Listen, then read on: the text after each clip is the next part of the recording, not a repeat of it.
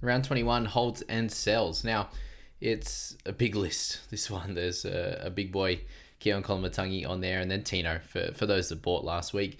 He's slightly less owned than Keon, but he's an interesting one. We'll get into him in a sec, given it's a 3 to 4 week MCL injury. Iongi out for the season, sadly, at 2.27%. Hugo Savala 1.5. Latrell, for those that brought him in, and saw someone brought him in and captained him, which was tough. Papenhuyzen over at 1.38. Lucas over 1, and then guys like Duncan, Tapine. We're going to get into all of these guys in here, starting in hooker. Damian Cook at 5.98. Now, with him priced at 44, an average of 46.6, he's someone that you could just easily hold. Like, break-even wise, he's just going to stay pretty similar to this price point for the rest of the year. And you can see here some great scores in there, in amongst some low ones. So a 69, a 70, a 28, 66 there, a 50, a 47, a 38, and a 45. And people looking at that last 3 weeks and going, well, do I want that in my side? Now, if you've just got Clark and Cook, I see no real reason to sell him. If you want to use him and you don't really have, you just have Colo only and you're looking to do like as an out and you just want to do 2 trades to get to Haas and to someone else, or you get into Cleary or you get into Yo and all these types of guys, then it's definitely an upgrade. 46 compared to a 60 that you can get from a Yo, or a 57 or 55 you can get from a Carrigan, Hudson Young, all these types of guys. It's great. But just be aware of your trades. And if you're pretty low, I feel like Cook is an easy hold. If you're in a decent spot, then selling guys like Cook, like Taps, like Garrick, all these types of guys is fine in its own right. So yeah, it just depends where you are on the trade spectrum there. Now, Chris Randall, he had actually been scoring really, really well. The 4 games before that 20 on the weekend were 72, 64, 43, and 58. And now to have that as hooker and mid-dual, priced at 43 and hitting 50s, that's awesome. And he saw there both for more on the other side. Had a 29 on the weekend, a ridiculously low one based on how he'd been scoring. So I really think you can just brush this one off and move on and push to the next week, where you can see their tackle numbers are really down and he should get back into the 30s and 40s, where he has been since moving into that second row role. So for Randall, a very, very simple one, I think, is just a clear hold at 577, because he can score even better than what we've seen from someone like Damian Cook, and he's cheaper. Yeah, you can see there, and in this role, he's going to have the odd low one. You saw a 28 there and the 20, but you see 4 scores over 50 and a 43. So yeah, really solid guy to own and hold, I think, in my opinion, with Fafita not returning and Tino out and these types of guys. He'll be there and play the good minutes. Now, Keon, just a very clear sell. He's out for the season now, so been a great servant for us, and a 56 average to finish off the year, and he'll be priced at that next year and probably not a buy. So there you go. Tino, 3 to 4 weeks it looks like for him. So let's just say it is 4. Warriors, Penrith, Rabbitohs, Cronulla out, and then he could play for the last 3 games. And now I'm thinking with someone like Tino, he's going to be, being the skipper of the club, he's going to want to represent the club well. If he's fit to go, there's no point of shutting him down for 3 games. If it was coming back for 1 game, like it could be with like a Latrell, I understand that. But with Tino, I think he'll be back for those 3. So if you're really, really low, if you're down to 4 and you've got sort of Colo and, I don't know, maybe Lucas sitting there as well, and trading them gets you to 2, I can see why holding Tino could be cool, because he could come back and score really well for you in the last 3 games. But in general, I would sell him. 563 is really low. I would sell him over some of those other guys that are green dots and are playing, even if they are underperforming, because you can at least have them as a helper in your side, whereas Tino in the next 3 to 4 weeks will not be, apart from being a looper. Tallis Duncan. A little bit of word that maybe he moves back into the edge this week, but if he does stay at centre, I understand the potential sell there at 687k. He's made plenty of cash. He's done really well. He's actually done pretty well at centre as well, with 55 with a double and a 39 in pure base on the weekend. So that part's impressive, 40 odd average, and he's priced at 51. So it's not like the be all end all have to sell him, but he can do a lot with that cash. And if he's going to stay at centre, he's not going to score, mid 50s, and you can get people at his price point are a little bit heavier, a little bit more expensive, that can hit near the 60 mark. So that's where the upgrade is really cool, to be able to do that and use his cash to facilitate it. But if you're just going to downgrade him to someone that maybe averages 50 or 52 or something like that, then there's going to be opportunities for Duncan to hopefully get back to the edge and score really well. So I think that he can be sold and he can be held as well, but it's probably more a factor of, are you down to sort of 4, 5, 6 trades, or if you're 5, 6 and above, you could potentially do it, but lower than that, it does make it hard, especially if you have to sell a couple already, like Colo and Tino. Adam Fonua-Blake at 654, just a bit of a tough one. He hasn't looked himself the last 3 weeks, and 47, 33, and 41 of those numbers in less minutes than what he was playing before. So it does seem like he's carrying some type of knock there. He had his, I think, 200th on the weekend or something, which was awesome. But 41 for him, his tackle break numbers have fallen off a cliff and not offloading it either. So it could just be a bit of a lull, and he'll be back. They miss one game in round 25, priced at 49, very similar to that of Tapine.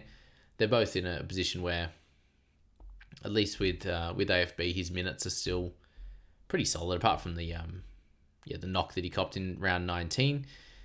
His minutes are going to be pretty solid. I think he'll get back to near 60, and they'll have to win certain games. He could score tries in this next little run they've got, which is incredible. Bunnies, Cows, St. George, and Titans. So I think that he's an easy guy to hold, but also one you could upgrade to one of those top dogs that you haven't got yet, and Cleary and all these types of guys. So either way is fine. And Tapine, they're both at the same price, and it's just the minutes for him. My suggestion, if you are going to hold, like probably where I'm sitting, is that the minutes are near 50, which isn't super ideal. But when you're looking at PPM wise, he's at 1.1. So if he's near 50, he's priced at 49. He should be able to average 49 from here to the fence, and has the upside to go for more minutes in certain games if needed, and has some attacking upside and stuff as well. So you can see there across the year now, it's a 50.9 minutes average, and 56.7 is the actual fantasy points average. So a really, really good number, and he's lost a fair bit of cash now. It just feels like, at 750k, it's like if he was doing this for a couple of weeks, it's like, use his cash now. But at this price point, we know he has upside, and it's going to be a frustrating watch. I'd probably suggest just to not watch that game, or it's hard if you have like Hosking and Hudson Young and Fogarty and these types of guys to not watch it. But that's probably my suggestion for myself anyway. Briton Nikora, I think he has a really, really good stretch of games to come, and he'll miss this week clearly, but Cowboys, Dragons, Titans into the bye, but then Newcastle and Canterbury. So at 580k, he's probably closer to a buy in the next couple of weeks. So for Nikora, I think that it's just a clear hold. He's just got the concussion.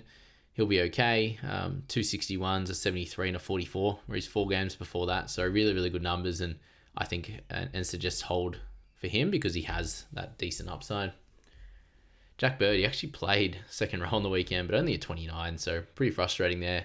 28 run meters, but we know that this game was very low on the base stats side. Look, he's going to play each week.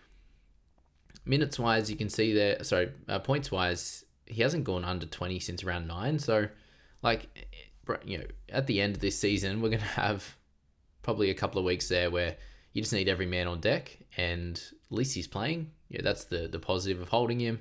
Otherwise, you can go to like McEwen if you want a better scorer, or something like that, a 344 if you want to go to Joe Ash or something like that to get the extra 100k to get a Haas or a Yo or Hudson Young, then that would be okay as well. But overall, holding is fine. Savala, I just think he's someone that he's probably going to average near 40 for the rest of the season, and at 600k, is that needed in your side? I think guys like Cook, guys like Garrick could probably serve more purpose with scoring for one, but then the dual position with Garrick. So for Savala, he's on the reserves this week. I'm not sure if he's going to make it back into the side, but there's a chance that he doesn't in general. And you could loop him this week in the first game, but you probably have too many halves to be able to loop properly, and efficiently in that one. So I just feel like he's a sell at this point. Use him to go to anyone else really. It's a good price point in the 600. And Latu Fainu there, very similar thoughts I'll have with King Tonga. Now, Fainu has the the more upside. You see King Tonga's high score of 47, whereas Latu has that 63, which is a really, really good game from him. He has the 44 as well, but they're in a similar boat. He's just, if you take out that 63, it just looks exactly like King Tonga. And at 423k with the bye to come, you're going to have, I've got 3 Tigers by that point. So Latu, I think, is definitely someone you can move on from. And I've considered it as a guy that, if you've got a bit extra cash in the bank, you can get into the 500s and these things like that. So for Latu, 40k more 43 more k more expensive than Lycan. They're both both players that you could use to get to a better scorer, whether it's Humphreys next week, Galvin this week, Fouquetti. Who else did I talk about? Someone else was near 500k. Oh, they're in the best buys anyway. Or cheaper to McEwen and these types of guys there. So holding is completely fine. I'm probably going to hold this week, but either way, with how you want to play it, will work out. Humphreys, guys, he just had concussion at training yesterday, apparently. So what that means is with an 11-day stand-down policy, he should be sweet for next week against the Broncos. So very frustrating if you did buy last week. The 11 out of the top 100 ended up with him and got a good score, 6% of the top 1,000, 4.7 for top 5k. He looks like he's going to be a good purchase for the remainder of the year. So keep an eye out on him for next week. He's still in my potential plans and thoughts for next week. So there you go. That's Jamie. Munster will just miss this week and then should be okay from there. But with Munster, guys, he's averaging 48, so he's not a top tier half. He'll have the odd good game, as you can see here. It's been just fairly consistent. 40s, low 50s kind of thing for the previous games. Plays para when he returns next week, so could be a fun one to hold for. Just misses the week. He's going to be back next week, so if you're low on trades, an easy hold. If you've got plenty, I think he's a sell, and have been talking about that for a bit now. Jackson Purdue at 380k. Feels like a price point now where he has potential upside. They actually have a decent run as well, so I think at this point you just hold on to Jackson at this price point. He just picked up the dual half as well, which is great. Matt Burton, 565. This one's a frustrating one just because the Dogs aren't playing well. Now he has a few 40s now. 39, did play center in that game, but 29 the weekend. Hardly around the footy, so that would have to come back. And their run of games is okay. Kicking the ball plenty. Tackle numbers a little bit low as well, so just not a lot happening for him across this season. Limited try assists, not goal kicking with Stephen Crichton there. So I think you could sell him. You could just hold and loop and muck around with things like that. But in general, it's not a very exciting guy to have right now. He just isn't the same, and then Galvin's going to take over a fair bit of that. It's just the type of player he is, and Burton being a little bit more passive. You saw that with Galvin there. He around the footy more than Burton, which is Burton's strength. So a little bit worried about him. You can sell if you want. I think holding is also fine at that price. All right, my boy Nwangi Toaz, 637k, price of the 47. Slight worry myself that he will continue to lose cash and doesn't have the easiest run at all. But it just doesn't look anything like what's going to happen the rest of the year. Like, he managed to score tries and get line breaks and all the rest and post really good scores. And his lowest score was 31, around 13 on the wing there. And then he's had a 29 and 27. So not super ideal, but the 2 games before were electric. So you're kind of sitting there hoping that it could happen. This week, very, very easy to loop him in this first game. Very, very easy to sell him as well. Personally, I can go up to like Huddy Young. Already have Yo getting Haas already. So I can go up to him, Paddy Carrigan, can go to Edwards, all these types of things. But is it worth it trading a green dot type player for someone like that? In my scenario, I have 7 trades, so I think it is fine. If you're like at 6, probably still fine. 5's a little bit tougher.